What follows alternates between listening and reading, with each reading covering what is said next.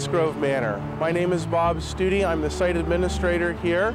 Pottsgrove Manor is administered by Montgomery County's History and Culture Arts Department and is leased from the Commonwealth of Pennsylvania. The room we're in right now served as the kitchen here at Pottsgrove. This is not actually the kitchen that was here in John's time, but it was one that was reconstructed during the first restoration here, and it was based on the foundation evidence of the original kitchen.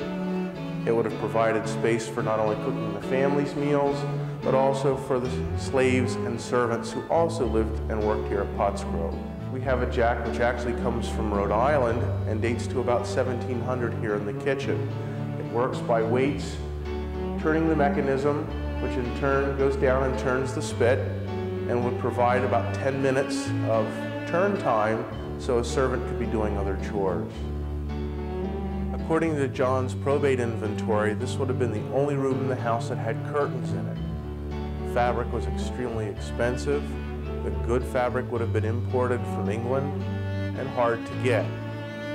So to have one set of curtains in a house in the mid-18th century would have been definitely showing wealth. The curtains here are a copy of period curtains.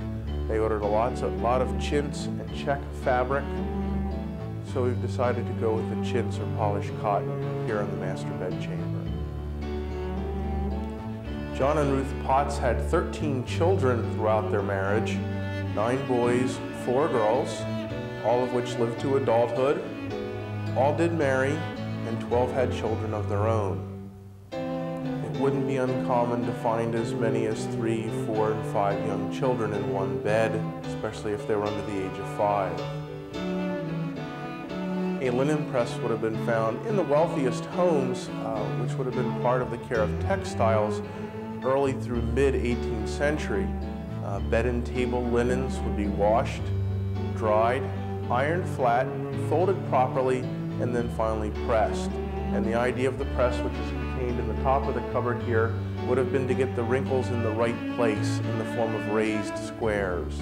They could be then stored down below, all under lock and key, again, since textiles were so expensive. In this third floor room, John Potts housed some of the 13 slaves that he owned here at Pottsgrove. There were 10 men and 3 women at the time of his death.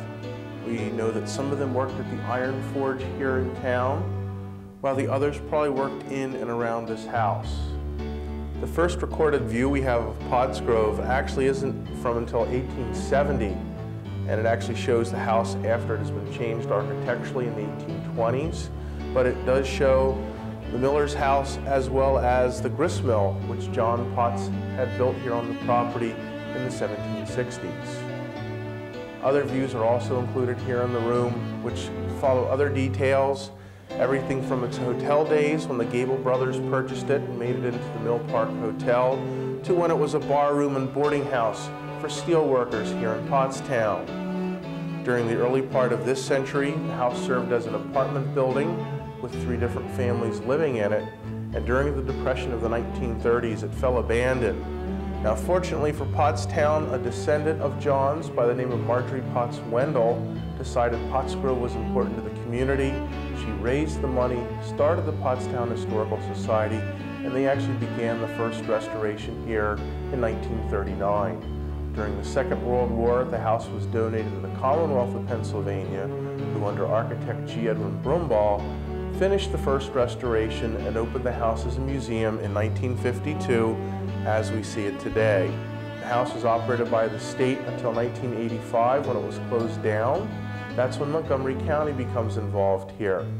We're leasing it from the state and working on the second restoration under the Department of History and Cultural Arts. And once we're done, we hope the house will look like this, with some of the changes we've already seen, as well as a new hood over the front door. I hope you enjoyed our visit here at Pottsgrove Manor.